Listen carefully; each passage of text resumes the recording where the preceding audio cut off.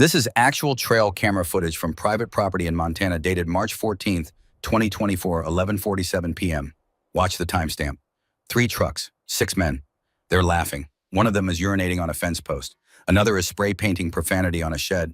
They're shining spotlights at the cabin windows, engines revving, trying to intimidate the woman inside. This harassment went on for 20 minutes. 72 hours after this footage was recorded, all 5 men were dead. Search and rescue spent 6 days combing 40 square miles. They found 3 abandoned trucks, keys in the ignitions, rifles left behind with safeties still engaged. They found boot prints, suggesting the men had been running blindly through the forest.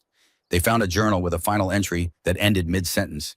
It's out there, watching. Can't see it, but it sees us. We need to. 4 bodies were eventually found scattered across 3 miles of national forest. The medical examiner's report said hypothermia, but also noted fractured bones from falls lacerations from running through dense brush and something else. Elevated cortisol and adrenaline levels. The physiological markers of extreme terror. These were not men who got lost and calmly succumbed to the cold. These were experienced outdoorsmen who ran themselves to death fleeing from something that never touched them. The official cause of death, accidental exposure. The unofficial truth, they crossed the wrong fence. From which city in the world are you watching this? What you're about to hear is the story of Greer Ashford. Former Navy SEAL Sniper 27 confirmed kills recipient of the Navy Cross for an operation so classified even the citation is redacted. A woman who came to the mountains to escape violence. And when violence followed her there, she used every skill from 13 years of special operations to remind 5 men that boundaries aren't suggestions. That warnings aren't empty threats. That some people are not helpless just because they're alone. This is what happened in those 72 hours. And why 3 years later nobody crosses that fence anymore. 5 men crossed a fence on a remote Montana mountain. They ignored the warnings. They laughed at the signs. They vandalized the land and threatened the woman who owned it. 72 hours later, they were gone. No bodies at first, no blood, just abandoned trucks and a silence that made search teams nervous. The woman who lived there had documentation alibis and a past nobody knew about. What happened in those mountains was never proven. But after that, no one ever crossed her fence again.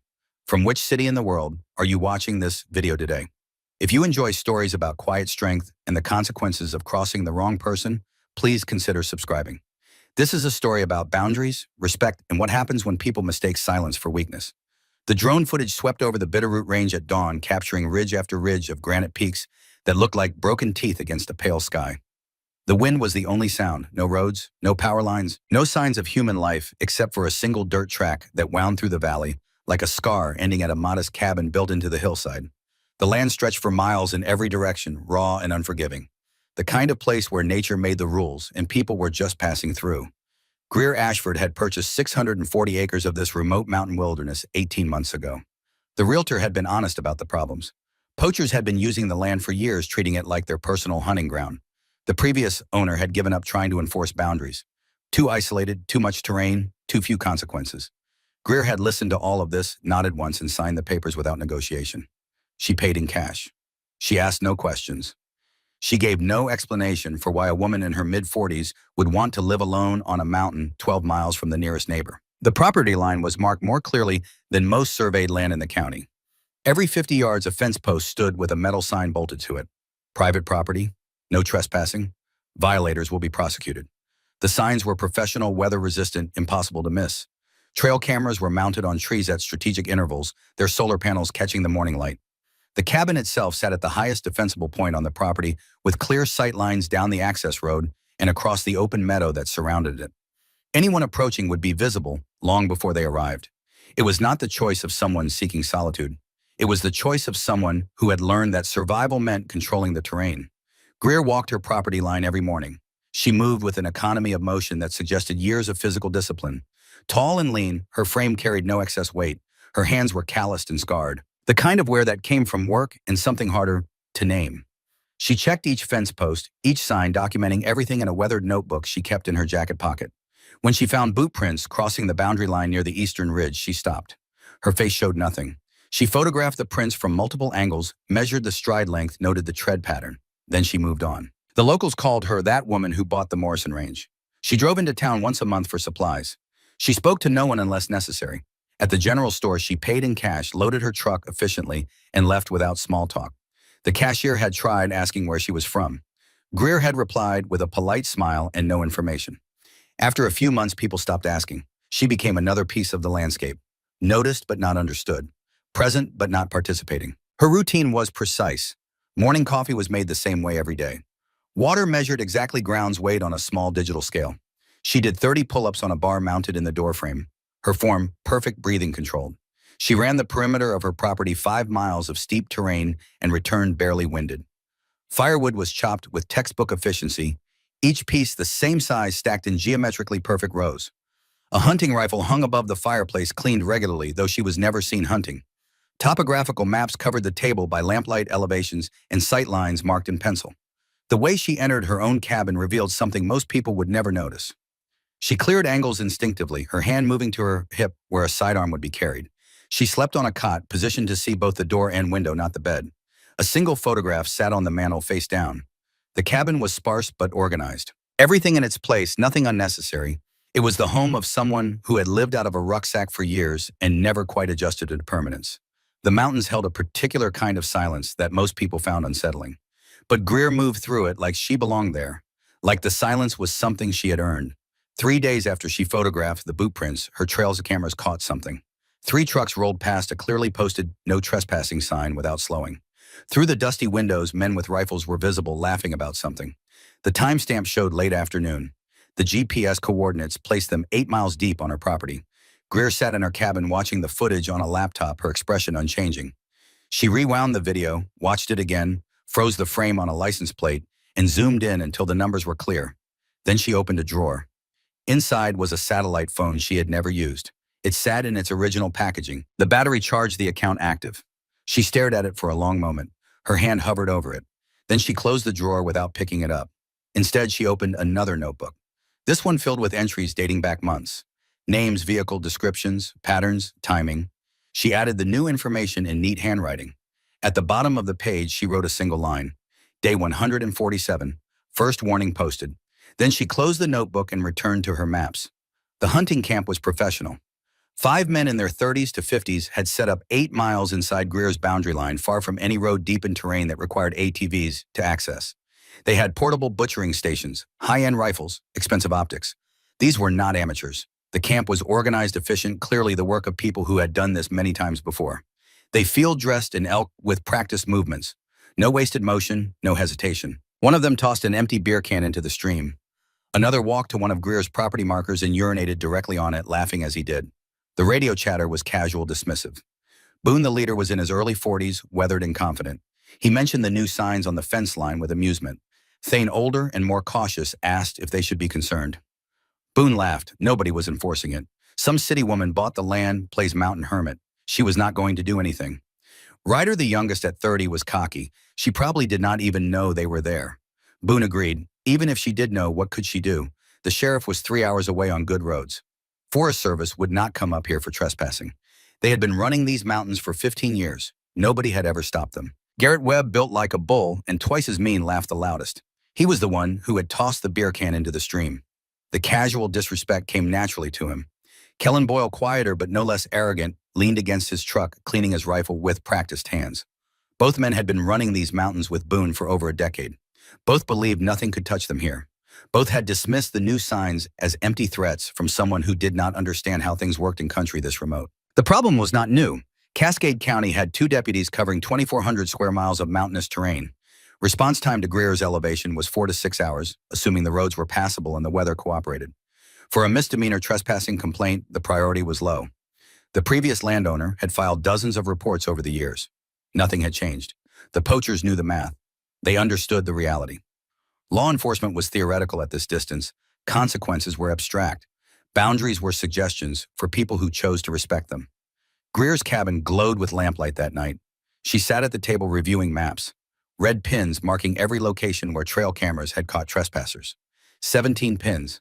Each one represented a documented violation. Each one represented a choice to ignore clearly posted warnings. She opened the locked case she kept under the bed. Inside was equipment that did not belong in a civilian home. Night vision optics, range-finding binoculars, a tactical vest with a faded insignia barely visible in the dim light. Her hand hovered over the vest. She paused motionless for several seconds. Then she closed the case without removing anything. But she opened another drawer. The worn moleskin notebook was different from the others. She flipped through pages of handwritten notes. Names, vehicle descriptions, movement patterns, frequency of violations, behavioral observations. She had been watching them for months, learning their habits, counting how many times they ignored warnings. At the bottom of the latest page, she wrote in careful script, Day 147, final warning posted. Then she set her watch alarm for 4 in the morning and sat in the dark waiting. Over the next 2 weeks, the violations escalated. The trail cameras caught the same trucks returning now, with additional men joining the group. Greer posted new signs with explicit language. Active surveillance, all trespass documented, law enforcement notified. The poachers' response was captured on video. One of them used the sign for target practice, shooting it repeatedly while the others laughed. The footage showed them setting up a semi-permanent camp building, a fire pit, leaving trash scattered across the meadow. They were no longer passing through. They were claiming the territory. Greer made the drive into town, 45 minutes on rough roads. The sheriff's office was small, understaffed, overwhelmed. Deputy Dalton Pierce was in his late 20s, tired eyes suggesting too many shifts and not enough support. She approached the counter and slid a folder across. Inside were printed photographs, license plate numbers, timestamps, GPS coordinates. Her voice was quiet and controlled when she spoke. 5 men, been on my property 43 times in 4 months. Names and addresses are there, they are poaching. Pierce glanced at the paperwork with the expression of someone who had seen this before and knew how it would end. He promised to add it to the report. Sheriff Brennan could send someone up, probably next week when he was back from Billings. Greer repeated the timeline. Next week. Pierce looked uncomfortable. It was a big county. The resources were stretched thin. He suggested carefully that maybe she should consider selling. That was rough country for someone alone. He caught himself mid-sentence, realizing how it sounded. Greer asked him to finish the thought. For what Pierce backtracked. He just meant it was a lot of land to manage alone.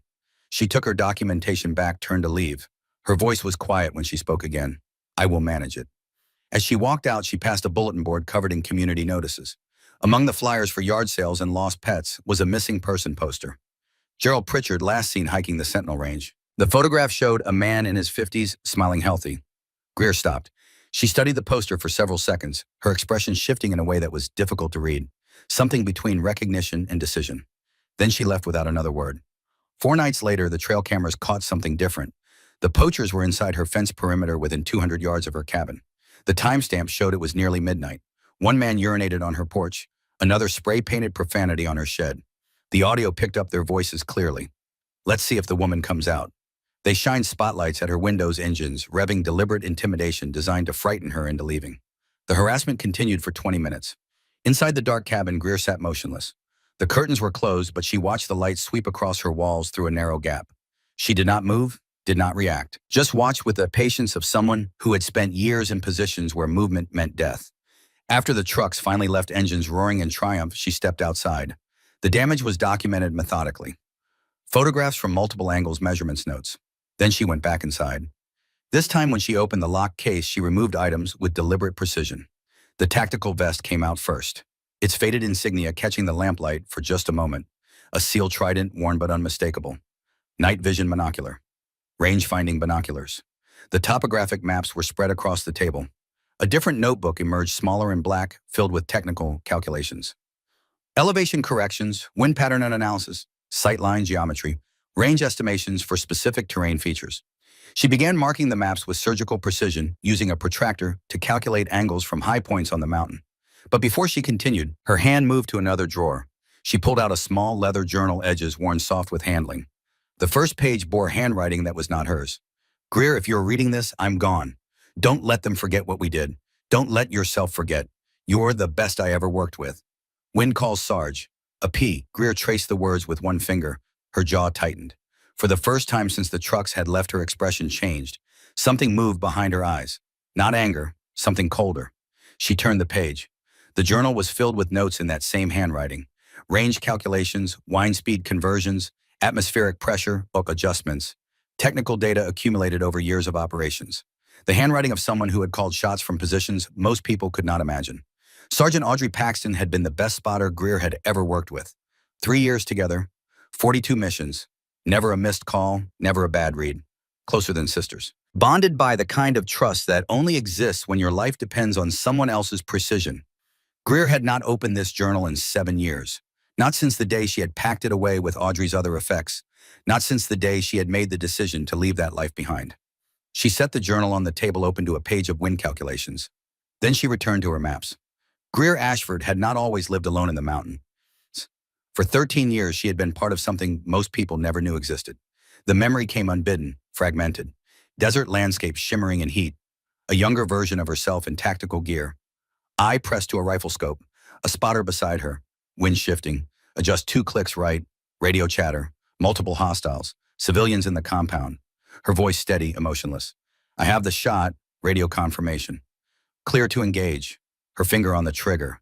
The slight recoil. Radio again. Target down. Hostages are moving. The operation had been in Yemen 2017. A hostage rescue that had gone sideways when intelligence placed the wrong number of hostiles in the compound. 8 SEALs had gone in expecting resistance from 4 targets. They had encountered 7.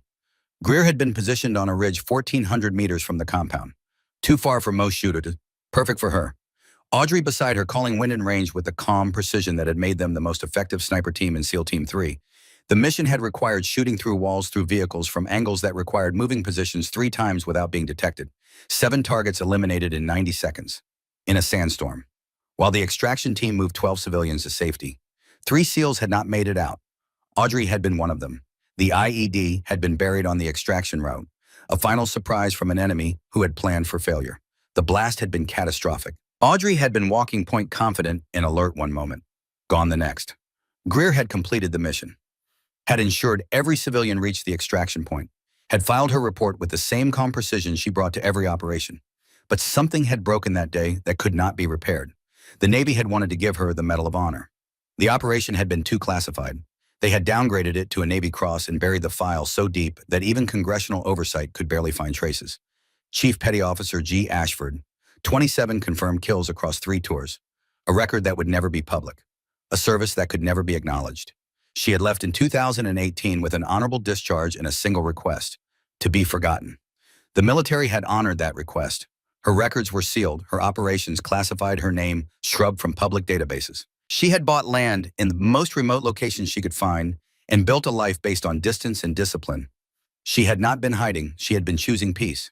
But peace required boundaries, and boundaries only mattered if they were enforced. The small rucksack was packed with precision.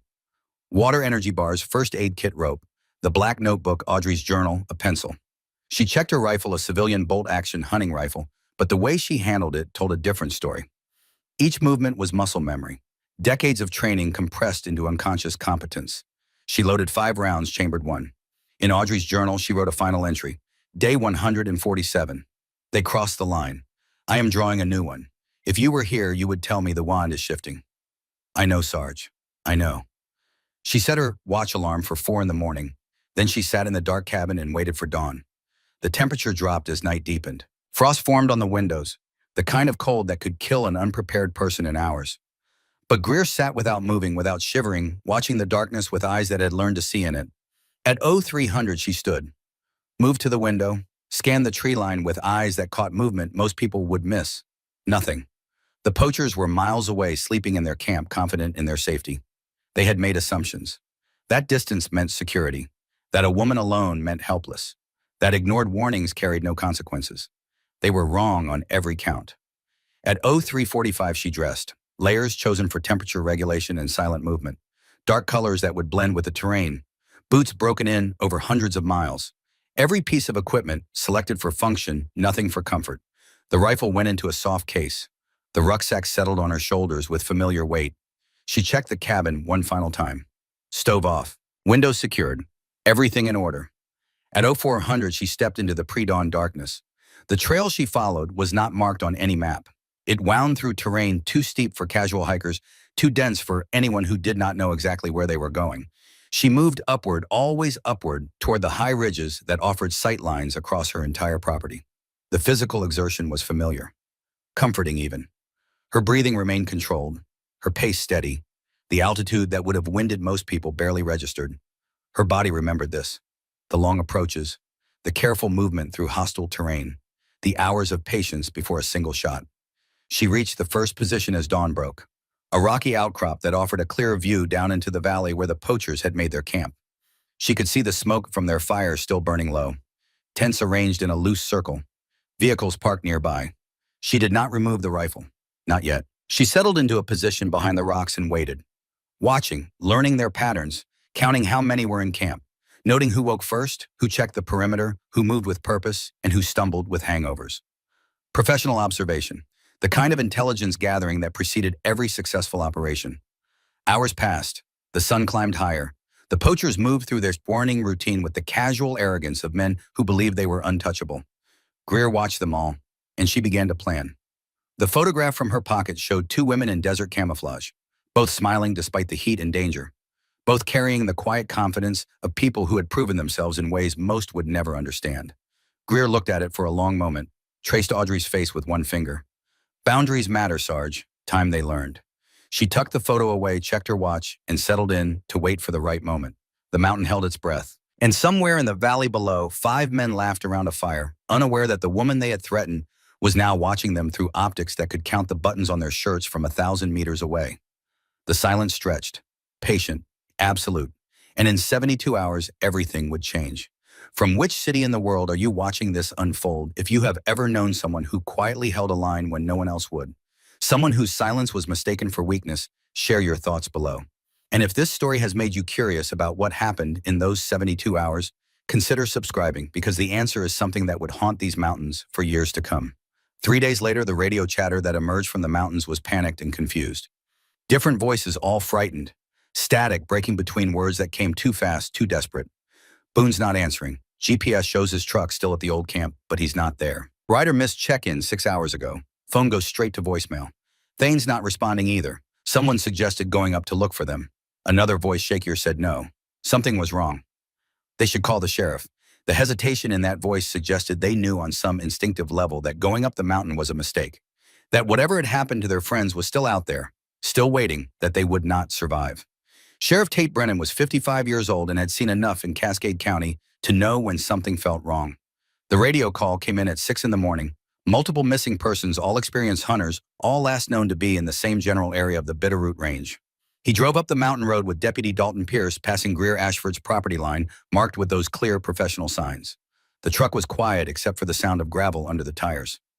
Pierce broke the silence first. How many are we looking for? Brennan kept his eyes on the road.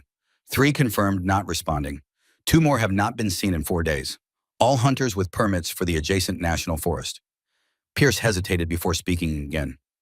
They might have crossed onto the Ashford property. Brennan repeated the words slowly. Might have. The implication hung between them. They both knew what trespassing meant at this elevation. They both knew how little the law could do about it.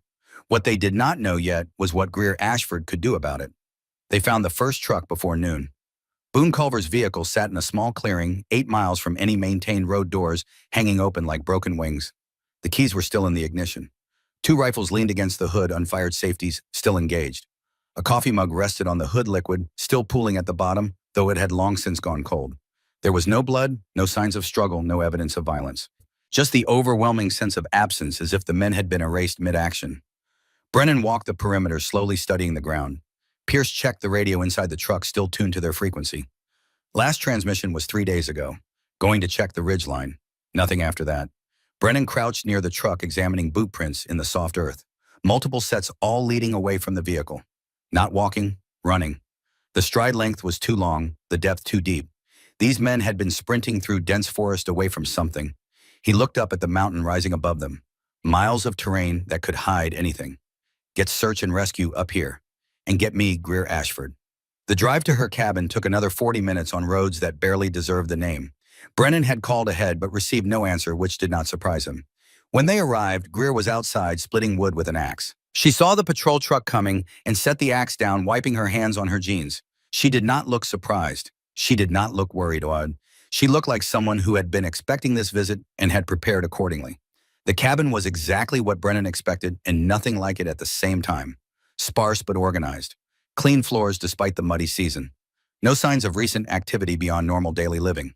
The rifle above the fireplace was in its case, and when he asked to examine it, she handed it over without hesitation. It smelled of oil, but not gunpowder. The barrel was clean, the action smooth. It had not been fired recently. Her boots sat by the door clean and dry. No mud, no debris. Everything about the scene suggested a woman who had not left her property in days. Brennan explained they were looking for missing hunters. 5 men. Had she seen anyone on her property in the last few days? Greer walked to her laptop without a word and pulled up trail camera footage. The timestamps were clear. 4 days ago, 3 trucks entering her land ignoring posted signs, men with rifles visible through the windows. She showed more footage. The harassment at her cabin, the vandalism, the spotlights, and shouting. The audio was crystal clear. Let's see if the woman comes out. Brennan watched the footage twice. She slid a folder across the table. Inside was documentation going back months. Photographs, license plates, dates, and times, names, and addresses she had researched herself. A copy of the police report she had filed with Deputy Pierce 2 weeks earlier. Her voice was calm when she spoke. These men have been trespassing for months.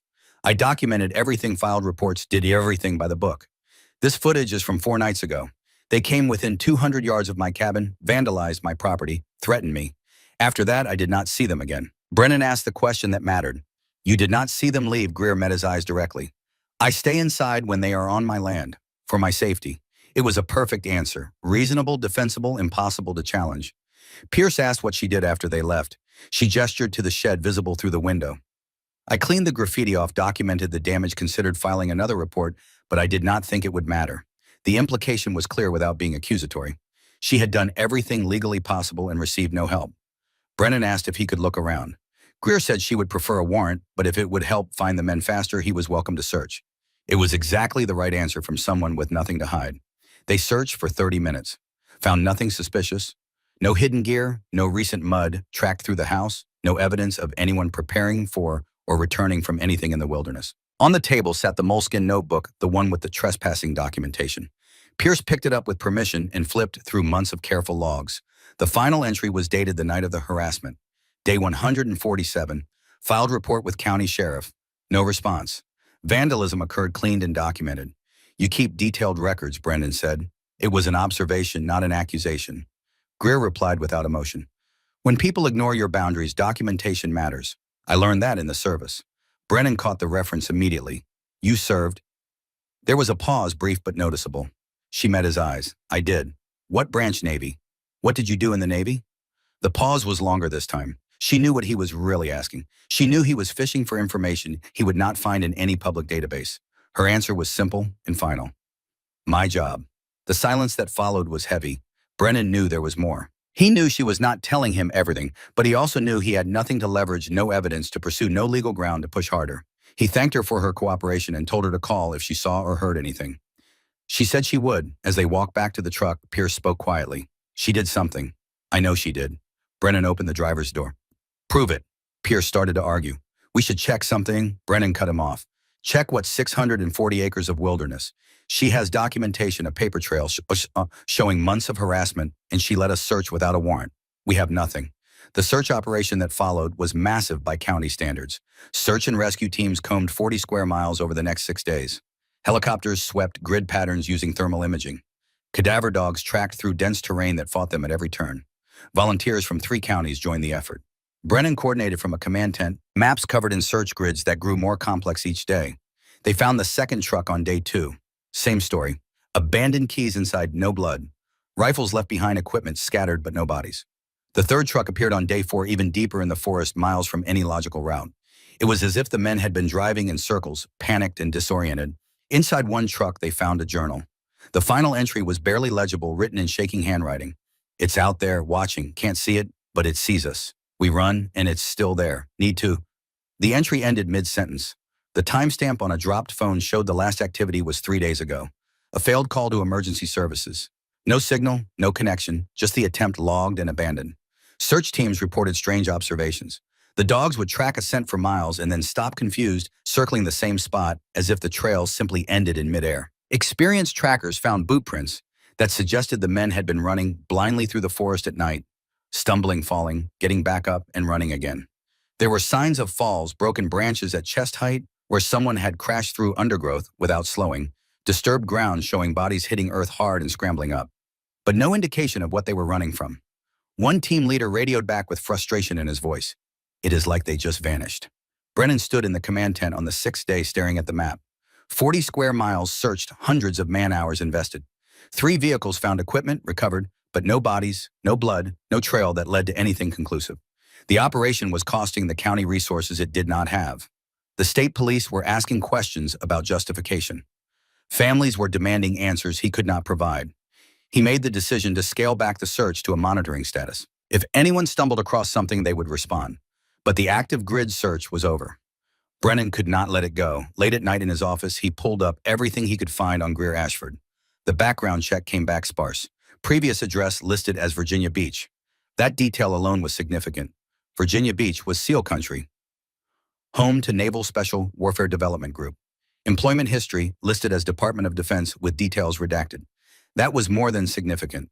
DOD did not redact details for administrative positions. They redacted for operations, for people whose work could not be made public. He searched deeper, looking for anything that might explain who she really was. He found a news article from 2017. Local Navy SEAL honored for service in anti-terror operations. No photograph, no name details classified. But the date and location matched Greer's service timeline. Another article from 2018. Navy to review rules of engagement after controversial operation. SEAL team member cleared of wrongdoing. Again, names redacted. Again, the dates aligned. He tried accessing military service records and hit a wall. Classified, sealed, unavailable to local law enforcement without federal clearance, he did not have. But he found one thing buried in a congressional database that required 3 levels of authorization just to access the search function. A Medal of Honor nomination that had been downgraded to a Navy Cross. The recipient was listed only as Chief Petty Officer G. Ashford. The citation was completely redacted. Not partially, completely. Every detail of what she had done was considered so classified that even the description of her actions was a security risk. Brennan sat back in his chair and stared at the screen. He understood now. Greer Ashford was not a veteran. She was a ghost. Someone who had operated at levels most people did not know existed. Someone trained to eliminate threats with precision and disappear without trace. Someone who understood terrain and psychology and fear in ways that could turn a mountain into a weapon. He looked at the map again, the pattern of where the trucks had been found. The way the search had turned up nothing despite hundreds of hours of effort. The journal entry describing something that watched but could not be seen. He knew what had happened. But knowing was not the same as proving. The next morning, he drove back to Greer's property alone. No deputy, no backup. This was not an official visit. He found her chopping wood again. The same steady rhythm, the same precise movements. She saw him coming and set the axe down. They sat on her porch without speaking for a long moment. Finally, Brennan broke the silence. We found them. 4 bodies. National Forest 5 miles from your boundary. Medical examiner says exposure. Hypothermia. They got disoriented, separated, panicked. Greer said she had heard the helicopters. Her voice carried no emotion, no relief, no concern, just acknowledgement. Brennan continued. That terrain they were in, it is brutal. Easy to get turned around in the dark, especially if something spooked them. Greer replied that she would not know. She stayed close to home. Brennan pulled out a folder and set it on the table between them. I did some reading last night. Navy Cross, SEAL Team 3, 13 years of service, 27 confirmed kills, honorable discharge in 2018. Greer did not react, did not confirm or deny, just waited. There was an operation in 2017, Yemen hostage rescue. 8 SEALs went in, 3 did not come back. But 12 hostages survived because one sniper took out 7 hostiles from positions nobody thought were possible, shooting through walls, through vehicles, from angles that required impossible precision. Brennan paused. They wanted to give you the Medal of Honor. But the operation was classified, so they downgraded it to a Navy Cross and buried the file so deep that even I can barely find traces of it. He leaned forward. You know what I think happened up there? I think those men came onto your land. I think they harassed you, vandalized your property, threatened you in your own home. I think you documented everything by the book, filed reports, did everything right. And I think when the law could not protect you, you protected yourself. Not with violence, but with fear. I think you went into those mountains and made 5 experienced hunters believe something was hunting them. I think you used every skill you learned in 13 years of special operations to turn your property into a place so terrifying that grown men ran themselves to death trying to escape it. The silence stretched between them. Wind moved through the pines. Somewhere in the distance, a raven called. Finally, Greer spoke. Is there a question? Sheriff Brennan asked directly. Did you kill those men? She met his eyes without hesitation. No, I did not kill those men. It was not a lie. Technically, it was completely accurate. Did you do anything that resulted in their deaths? Her answer was measured, precise, legally perfect. I defended my property within the law. I never fired a weapon at another person. I never laid a hand on anyone. What happened to them happened on federal land miles from my boundary. They chose to run. They chose to panic. I cannot control what people do when they realize they have made a terrible mistake. Brennan picked up his folder. For what it is worth, those men had records. Boone Culver had 3 domestic violence arrests, beat his wife badly enough to put her in the hospital twice. Charges dropped both times because she was too afraid to testify. Ryder Trent was under investigation for illegal game trafficking, selling protected species to restaurants, making thousands of dollars off wildlife that belonged to the public. Thane Landry did 2 years for aggravated assault. Put a man in a coma over a bar argument. He looked at her. They were not good people. But they were people, Greer replied quietly. Yes, they were. Brennan walked toward his truck and stopped halfway. One more thing. That Medal of Honor that got downgraded, I read between the lines. 7 targets in under 90 seconds in a sandstorm from positions that required you to move 3 times without being detected. You saved 12 people that day, and the country could not even thank you publicly. So I will say it. Thank you for your service, Chief Petty Officer Ashford. She nodded once. Brennan got in his truck. Before closing the door, he added one final thing. That satellite phone you own, the one registered to a DoD contractor. If there are any call logs on it, now would be a good time to make sure there are not. Their eyes met. She understood. Already taken care of. He drove away. After his truck disappeared down the mountain, Greer walked into her cabin. She opened the drawer with the satellite phone. One outgoing call in the log, 4 days ago. Duration 4 minutes. A single saved contact. Reeves. She stared at it for a long moment. Then she deleted the call log, removed the SIM card, walked outside with the pieces. Used a rock to smash the SIM into fragments, too small to recover data from. Buried them in her garden beneath the tomato plants. 6 weeks later, Thane Landry's body was found 18 miles away across the state line in Montana. The report came through official channels. Bear attack partially consumed. The injuries were consistent with running through dense forest at night.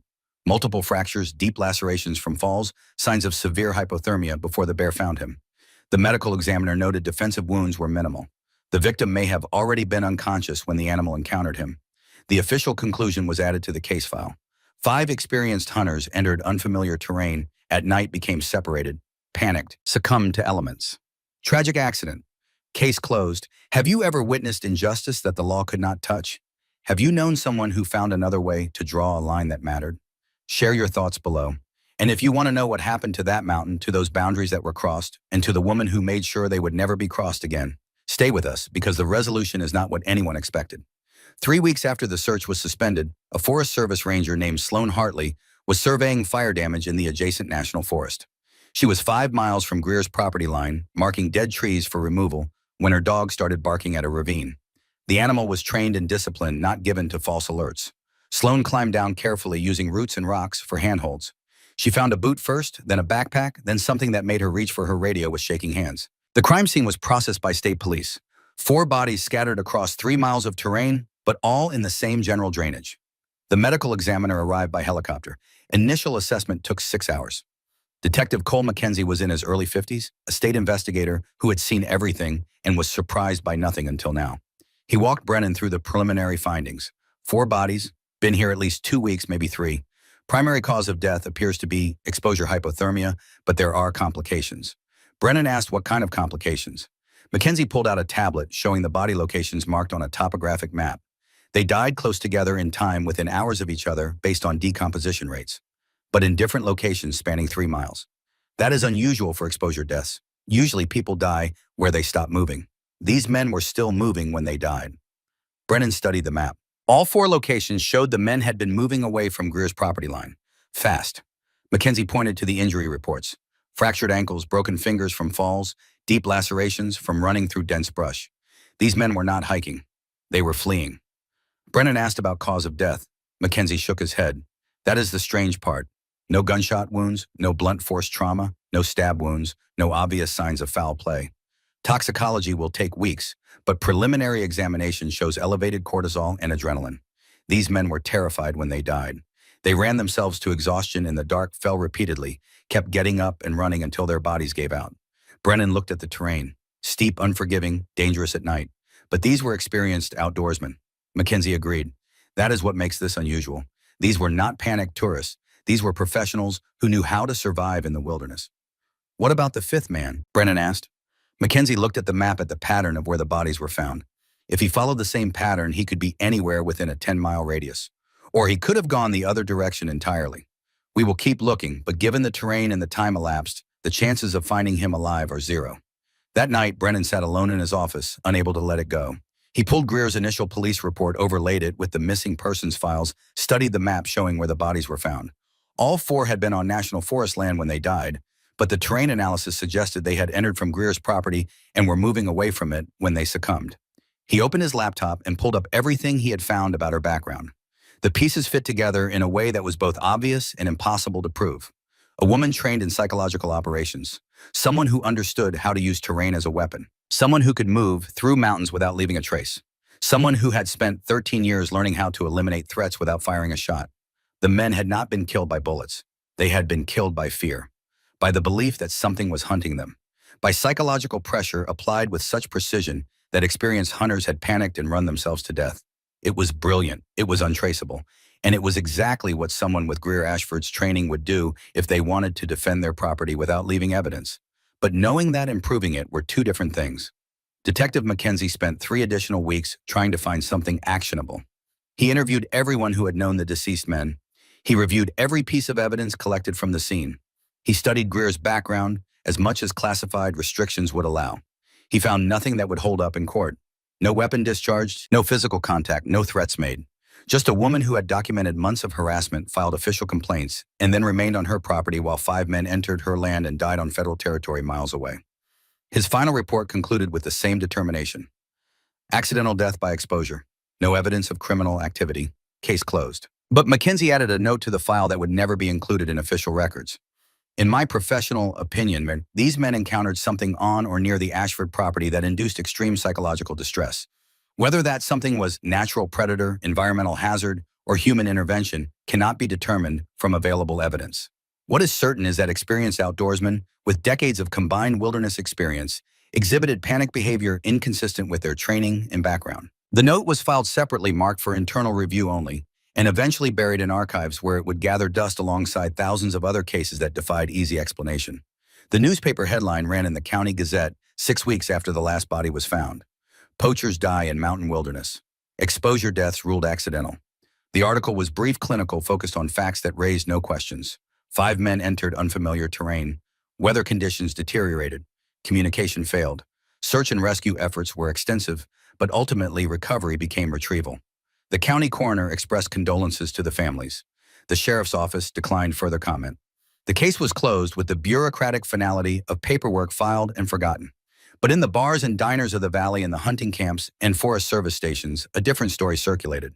It moved through conversations in hushed tones, shared over coffee, and knowing glances passed between people who spent their lives in the mountains and understood what could not be said in official reports. 5 men went onto that woman's land, professionals who had been hunting those mountains for 15 years. They ignored the signs, laughed at the warnings, and 3 days later, they were running through the forest in the dark, terrified of something nobody could name. 4 died of exposure. The 5th was found 18 miles away, partially eaten by a bear, after hypothermia had already taken him. The question nobody asked officially, but everyone considered privately, was simple. What had they been running from? The medical examiner's report mentioned elevated cortisol and adrenaline, physiological markers of extreme fear. These were not men who had gotten lost and calmly succumbed to the cold. These were men who had been hunted by something that never touched them, but drove them to exhaustion and death through sheer terror. The details leaked slowly through the community. Boot prints showing they had been running, not walking. Equipment abandoned in places that made no sense. One man's journal with a final entry that simply read, "Something is out there. We need to leave now." Written in handwriting that deteriorated from neat script to barely legible scrawl across 3 words. The Forest Service quietly updated their maps marking Greer's property with notations that suggested caution. The hunting forums online filled with speculation and warnings.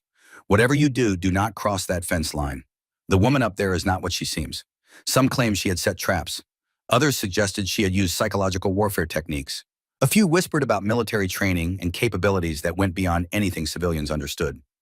But nobody had proof. Nobody had evidence. There were only the bodies, the terror that had driven them, and the woman who lived alone on a mountain with boundaries that had suddenly become absolute. Spring came to the Bitterroot Range with the slow transformation that high elevations demand. Snow receded from the lower meadows, first revealing grass that had been dormant for months. Wildflowers emerged in patches of purple and yellow. Deer returned to graze in the open areas, wary but persistent. The mountain remembered winter, but released its grip incrementally day by day, as if reluctant to let go of the silence that cold brought. Greer walked her property line as she always had, checking each post, each sign, documenting everything in her weathered notebook. but something had changed in a way that was immediately visible to anyone who understood the patterns of these mountains. The boot prints that used to cross her boundary were gone. The trail camera footage showed hunters approaching the fence line, reading the signs, and turning back without argument. Some took photographs of the warnings as if documenting evidence of their compliance. Others made wide circles around her property, adding miles to their routes rather than risk even accidental trespass. The game trails that crossed her land showed increased animal activity. Elk that had avoided the area for years returned to their traditional migration routes. The wolves that had been displaced by human presence reclaimed territory they had abandoned. The mountain was healing in ways that statistical analysis could measure but struggled to explain. She stopped at a section of fence where someone had added an unofficial warning. The spray paint was crude, but the message was clear. Turn back. Private land. She means it. Below it in different handwriting, someone had added, 5 men did not listen, 5 men died. Greer studied the additions for a long moment. She did not remove them, did not paint over them. They served a purpose she had not intended, but would not discourage. The fence posts stood straight. The signs remained intact. Not a single one had been damaged in 6 months. The mountain had learned something that could not be taught through law or logic. Boundaries were real when enforced by someone willing to make them real. The change was measurable in ways that extended beyond Greer's immediate property. The hunting pressure across the entire sector decreased noticeably. Guides who had previously worked these mountains began routing their clients to different areas without explanation. The usual conflicts between landowners and trespassers, which had occupied significant law enforcement resources every season, simply evaporated in this region. Sheriff Brennan noticed it in his incident reports. Deputy Pierce commented on it during their regular patrols. Something had shifted in the fundamental understanding of what boundaries meant in this part of the county. The local bar 6 months after the incident was busy on a Friday night. Hunters preparing for the fall season gathered to share plans and check regulations. The walls were covered with decades of photographs showing successful hunts, trophy animals, groups of men proud of their skills and their harvests. But among the newer photos, there was a noticeable gap. Nobody was posting pictures from the Morrison Range anymore. The conversation around the old wooden tables was animated, covering weather patterns and game movement and equipment recommendations. But when someone mentioned Sector 7, the area that included Greer's property, the conversation quieted. 2 men sat at the far end of the bar studying a map spread across the scarred wooden table. The younger one, maybe 25, with the confidence of someone who had grown up hunting but had not yet learned the mountain's harder lessons, traced a route with his finger that cut close to Greer's property line. The route made sense from a topographical perspective. It followed natural game corridors and avoided the steepest terrain. It was the kind of route experienced hunters would take without thinking twice. But the older hunter, weathered and careful with the scars of 3 decades in these mountains visible on his hands and face, grabbed his wrist hard enough to stop the motion. Do not, the younger man protested. It is just adjacent. We would not even be on her land. We would stay on the National Forest side. It is legal. The older man shook his head firmly, the gesture carrying weight that went beyond simple disagreement. You do not know the story. What story? Everyone keeps talking about that woman like she is some kind of monster. She is just a person. She has property. We would not trespass. What is the problem? The older man took a long drink from his beer before answering.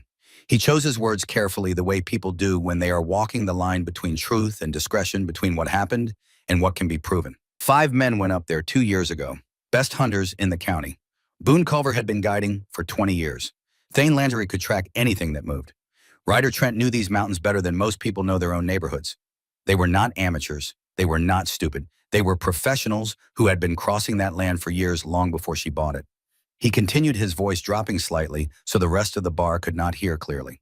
They thought some woman living alone could not do anything about them trespassing. Thought the fence and the signs were empty threats.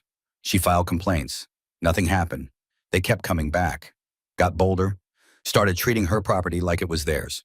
Then one night they went up to her cabin, vandalized it, threatened her directly, shined lights in her windows, trying to scare her. The younger hunter interrupted. So she called the cops, right? The older man smiled without humor. She had already called the cops multiple times. You know how long it takes to get law enforcement up there? 4 to 6 hours if the weather is good. By the time anyone arrived, those men would have been long gone. So what happened? The younger hunter asked, leaning forward, now his earlier confidence replaced with genuine interest. The older man folded his hands around his beer. 3 days after they harassed her at her cabin, all 5 of them disappeared. Their trucks were found abandoned, equipment left behind, no blood, no bodies at first. Search and rescue spent a week combing 40 square miles. Eventually they found 4 of them scattered across 3 miles of national forest. All dead, all showing signs of running through dense brush in the dark. Broken bones from falls, lacerations from branches, hypothermia. The medical examiner said they died of exposure. The younger hunter processed this. So they got lost, had an accident. Why is everyone treating it like she did something? The older man leaned in closer. Because these were not men who got lost. Thane could navigate by stars. Boone had GPS units and maps. They knew these mountains. But something made them run. Something scared them so badly that they abandoned their vehicles, their weapons, their supplies, and fled into the forest in the middle of the night. They ran until they could not run anymore, until their bodies gave out, until hypothermia took them one by one across miles of terrain. And the thing they were running from never fired a shot, never touched them, left no tracks, no evidence, nothing the sheriff could investigate. The silence at their table stretched. Other conversations continued around them, but their corner of the bar had become an island of quiet tension. Finally, the younger hunter asked the question that mattered. What was she? The older man took another drink. Former military, special operations, Navy SEAL, sniper. The kind of person who spent 13 years learning how to eliminate threats without leaving evidence. The kind of person who understands terrain and psychology and fear in ways most people never imagine. She left the service and bought the most remote property she could find because she wanted to be left alone. He unfolded the map and pointed to a different route, one that swung wide around Greer's property, adding 5 miles to their planned hunt, but avoiding any possibility of crossing her boundaries. This is where we hunt. This is where everyone hunts now. Because that woman up there drew a line and made it clear what happens when you cross it. Not through courts or lawyers or police reports, but through consequences that are final and absolute and impossible to argue with. The younger hunter stared at the map. You really think she killed them? The older man refolded the map carefully. I think she did not have to kill them. I think she made them kill themselves through panic and fear and running from something that was always one step behind them, but never quite caught them. And that is somehow more terrifying than if she had just shot them. They packed up their gear and paid their tab. As they left, the younger hunter looked back at the map one more time.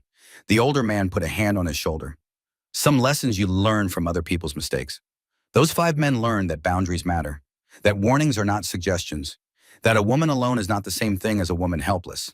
We get to learn that lesson without paying the price they paid. The bar door closed behind them. Inside, the conversations continued, but the Morrison Range was not mentioned again that night. The Forest Service office showed the statistical change most clearly. Ranger Sloan Hartley, the same ranger who had found the first bodies and would never quite forget the sight of them scattered across that ravine, stood before a map marking poaching incidents across the district. The data covered 10 years color-coded by severity and frequency. Every sector showed consistent activity, the usual patterns of illegal hunting that plagued public lands adjacent to wilderness. Except one. Sector 7, which included Greer's property and the surrounding national forest, had shown regular violations for 9 years. Red marks clustered thick across the map, each one representing a confirmed incident of illegal activity. Then 18 months ago, the marks stopped. Not gradually, not with a declining trend. They simply ceased. The sector went from one of the highest violation areas to 0 incidents in the span of a single season. Another ranger, younger and less familiar with the history, asked what changed. Sloan pointed to a single date on the graph. That is when Grisham Ashford bought the Morrison Range. The room went quiet. Everyone present knew the stories. Everyone had heard the speculation. Some had participated in the search and rescue operation. They had seen the abandoned trucks. Some had been present when the bodies were found. They understood what the official report said and what the unofficial truth suggested. Someone asked if they thought she was responsible for the drop in poaching. Sloan chose her words with diplomatic precision. I think boundaries started mattering in that sector. I think people realized there were consequences for treating posted private property as public access. I think whatever the reason, we have our first 0 poaching year in that sector in over a decade. And from a conservation perspective, that is unequivocally positive. She pulled up additional data. Wildlife populations in Sector 7 have increased measurably. Elk herds are using traditional migration routes they had abandoned. Wolf packs have reestablished territories. Even the smaller indicators, bird populations and plant diversity, show improvement. Whatever is happening on that property, it is creating a refuge effect that extends beyond the boundary lines. The federal land adjacent to her property is seeing benefits because the pressure has been removed. She paused before adding the final observation. Sometimes the law is not enough. Sometimes boundaries require something more direct to be effective. The district supervisor, a career bureaucrat who preferred measurable outcomes to moral ambiguity, studied the data for a long moment. His response was pragmatic in the way that government officials learn to be when results matter more than methods. Whatever is working, we do not interfere. If that sector maintains 0 violations, we reallocate enforcement resources to areas with active problems. If Miss Ashford's presence is deterring illegal activity that serves our mission, We do not ask questions we do not want answered. The meeting moved on to other sectors, other problems. But the map remained on the wall. Sector 7 glowed clean while other areas bled red with ongoing violations. Sheriff Brennan sat in his office on a cold afternoon in late autumn, filing away the last documents related to the case. The folder was thick with reports, search records, medical examiner findings, and witness statements that said everything and nothing.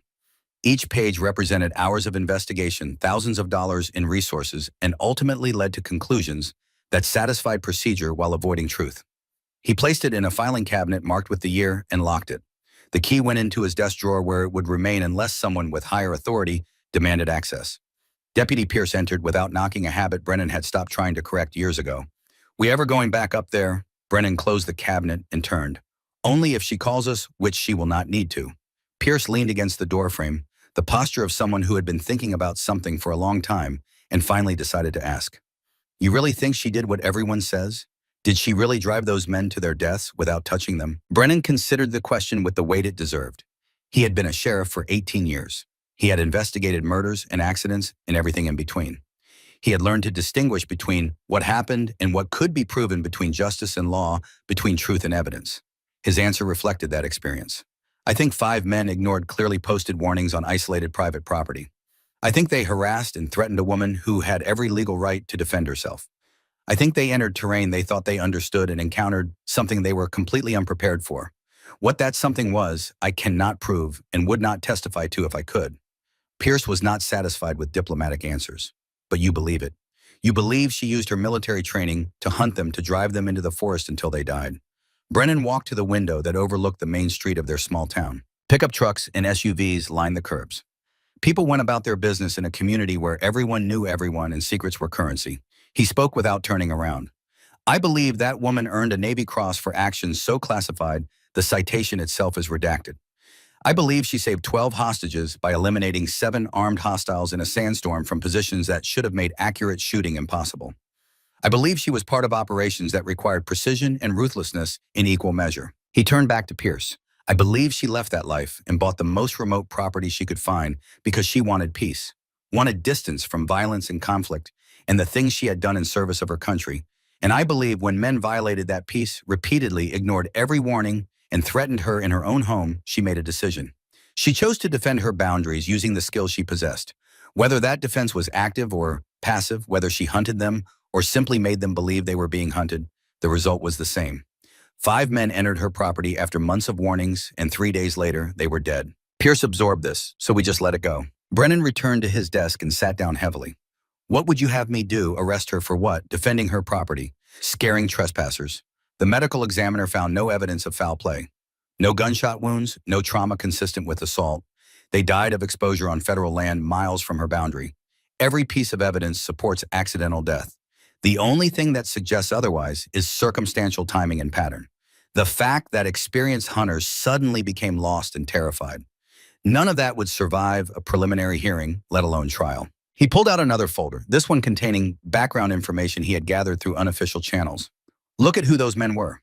Boone Culver had 3 domestic violence arrests, beat his wife badly enough to put her in the hospital twice. Charges dropped both times because she was too afraid to testify. Ryder Trent was under investigation for running an illegal game meat operation, selling protected species to restaurants, making thousands of dollars off wildlife that belonged to the public. Thane Landry did 2 years for aggravated assault, put a man in a coma over a bar argument. Garrett Webb had a sealed juvenile record, but was known to local law enforcement for violence. Kellen Boyle was suspected in several incidents of intimidation against landowners who tried to stop his hunting access. These were not innocent victims. These were predators who thought they had found prey." Pierce looked at the folder but did not touch it. "So they deserved what they got." Brennan closed the folder. "I am not making that judgment. I am saying that when predators encounter something higher on the food chain, the outcome is predictable. Those men spent years violating boundaries because there were never consequences. They had learned that the law could not reach them in these mountains, that isolation meant immunity. Then they encountered someone who did not need the law, someone who could enforce boundaries directly. And they learned too late that some people are not helpless just because they are alone." Pierce stood in silence for a long moment before speaking again. "What if she does it again? What if someone else crosses her fence?" Brennan met his eyes. "Then they will have ignored signs, warnings, and the well-known story of what happened to the last people who made that choice. At that point, it is not a failure of law enforcement. It is natural selection. Pierce left without another word. Brennan returned to his paperwork. The case was closed. Justice, by whatever definition one chose to apply, had been served. Winter settled in early as it often did in the high country. The first significant snow fell in mid-October, blanketing the peaks and making the access roads treacherous. By November, Greer's cabin was accessible only by snowmobile or on foot, and even those options were limited to people with serious winter skills. The isolation she had sought when purchasing the property became absolute. No casual visitors, no unexpected guests. Just the mountain, the snow, and the silence that came with both. She stood on her porch one afternoon as the latest storm moved in, coffee steaming in her hands, watching clouds roll over the ridgeline like a slow tide. The weather forecast called for 18 inches. The temperature was already dropping.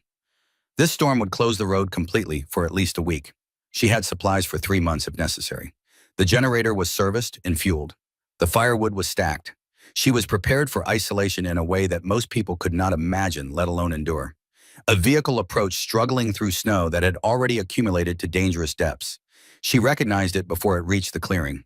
Sheriff Brennan alone, driving a heavy truck with chains on all 4 tires. He was the only person who had visited her property since the incident. The only person who knew what she had done or suspected strongly enough that it amounted to knowing and had chosen to look the other way. She waited as he parked and made his way up the steps carrying a small box with care that suggested its contents mattered. He did not speak immediately, just handed her the box and waited while she opened it. Inside was her Navy Cross properly mounted and framed with the official citation visible beneath the metal. The citation was brief, heavy on classified redactions, but what remained was enough. For extraordinary heroism in combat operations. For actions under fire that resulted in the successful extraction of 12 civilian hostages. For demonstrated valor in the face of overwhelming enemy forces. The language was bureaucratic, but the meaning was clear. She had earned this through blood and skill and a willingness to do what others could not.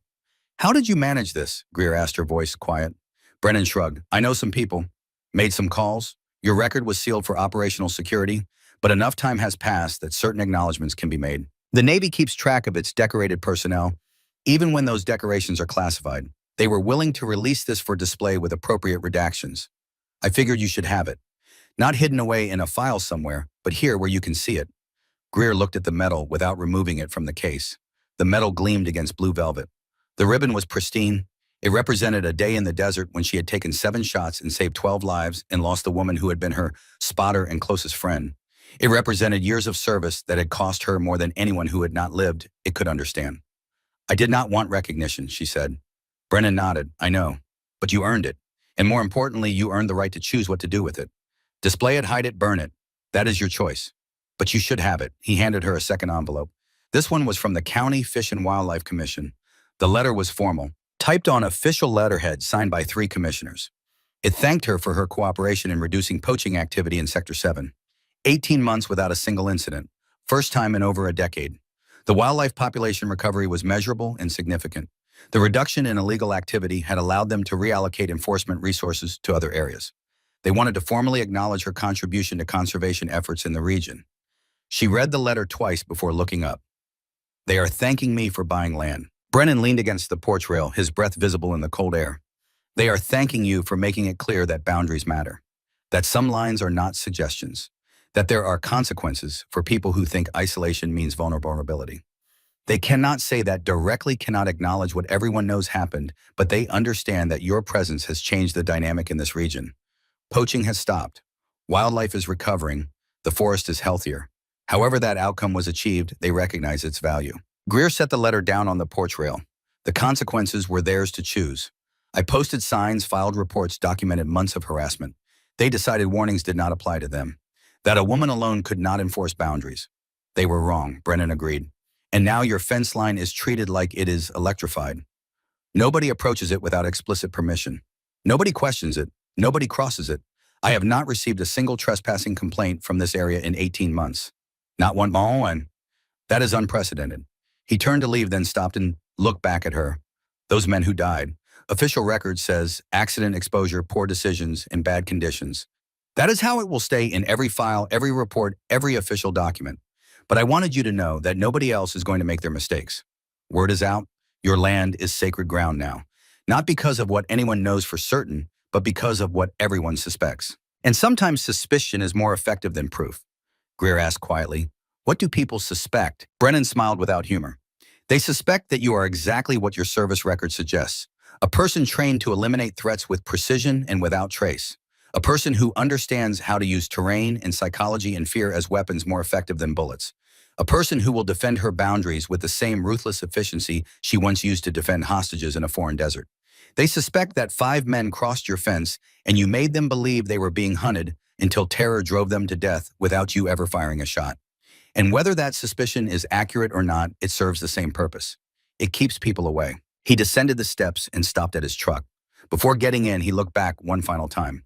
Thank you for your service, Chief Petty Officer Ashford. Both times, the first time when you wore the uniform and saved lives under fire, and the second time when you drew a line here and made it mean something. This mountain is better for your presence. This county is better, and those of us who understand what really happened are grateful even if we can never say so officially. She nodded once, the minimal acknowledgement of someone who had learned not to need words when action spoke clearly. He drove away, tire tracks filling with fresh snow behind him almost immediately.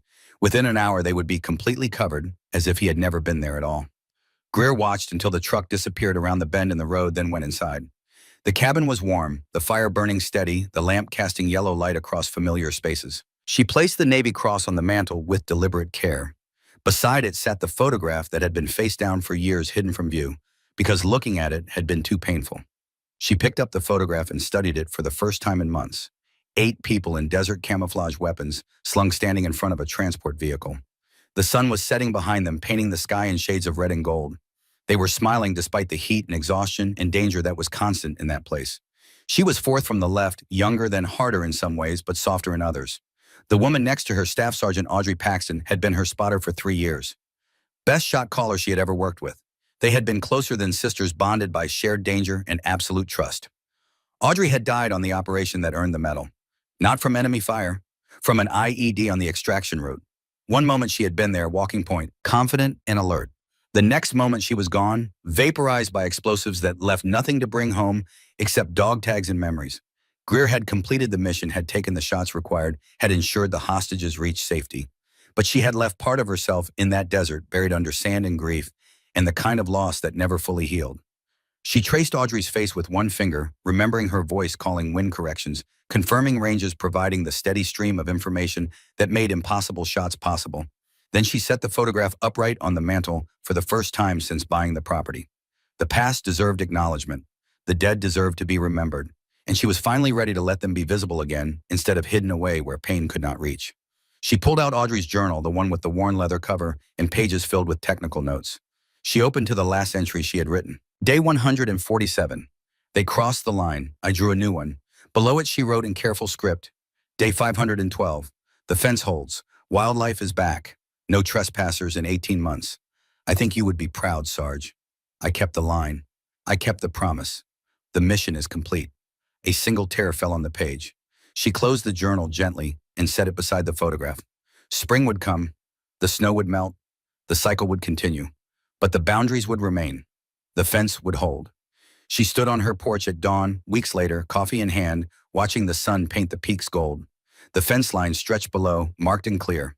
Behind her, the photograph stood upright on the mantel beside the Navy Cross. Visible, acknowledged, no longer hidden. She had come to these mountains seeking peace. She had found it, but not through hiding, through standing her ground, through making it clear that some boundaries were not negotiable, through proving that a woman alone was not the same thing as a woman helpless. The screen held on that image, Greer silhouetted against the dawn, the mountains stretching endlessly, the fence line marking the division between what was hers and what was not. Then text appeared against the image. In the 3 years following these events, not a single trespassing incident was reported on the Morrison Range. Greer Ashford still lives there, alone, undisturbed. Her fence has never been crossed again. The text faded, replaced by a final message. Some people draw lines in sand. Warriors draw them in stone. And when those lines are crossed, consequences come. Not from courts, not from badges, but from those who learned long ago that boundaries matter most when enforced by someone who understands the cost of defending them. Respect them, or learn why others did not survive the lesson. Have you ever known someone who drew a line and made it mean something? Someone whose quiet strength changed everything without asking for recognition or permission? Share your thoughts below. Tell us about people you have known who held boundaries that mattered. And remember that some warnings exist for good reason. Respecting them is wisdom. Crossing them is a choice. And choices, especially those made in defiance of clear warnings, carry consequences that cannot be avoided or appealed. The Morrison Range had learned its lesson. The boundaries there were real now, and they would remain real as long as Greer Ashford walked her fence line each morning, documenting and maintaining and defending the peace she had earned through service and sacrifice and the unwavering enforcement of lines that others had tried and failed to erase. Some stories end with justice served. Some end with questions unanswered. This one ended with a mountain that remembered a woman who held her ground and boundaries that would never be crossed again.